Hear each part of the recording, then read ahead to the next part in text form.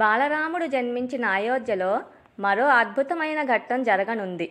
ఈ నెల శ్రీరామనవమి 17వ తేదీ. ఆ 17వ తేదీన సూర్యకిరణాలు బాలరాముడి నుదుటిపై ప్రకాశించనున్నాయి. ఈ అద్భుత ఘట్టం రామభక్తులకు కనువిందు కానుంది.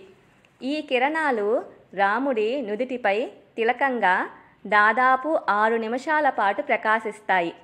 ఈ సూర్య తిలకం గురించి మనం ఇప్పుడు పూర్తిగా తెలుసుకుందాం. ఈ నెల ఏప్రిల్ 17న శ్రీరామనవమి దేశవ్యాప్తంగా జరుపుకుంటారు. అయోధ్యలో ఇది మొదటిసారి కాబట్టి దీనిని భారీ స్థాయిలో నిర్వహించడానికి అన్ని ప్రయత్నాలు జరుగుతున్నాయి.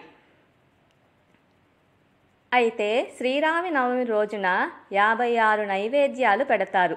సూర్యతిలకం కూడా ధరించనున్నారు. ఈ అందమైన ఘట్టం అభిజిత్ ముహూర్తం, అంటే సూర్యకిరణాలు 12 గంటలకు బాలరాముడి నుదిటిపై పడతాయి. సూర్యుడు మన సనాతన ధర్మానికి మూలాధారం. అందుచేత సూర్యకిరణాలతో అభిషేకం చేస్తే దైవత్వ భావన కలుగుతుంది.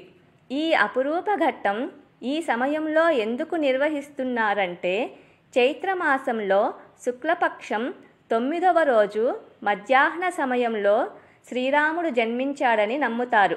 ఇలా చేయటం వల్ల జాతకంలో సూర్యుని స్థానాన్ని కూడా బలపరుస్తుంది.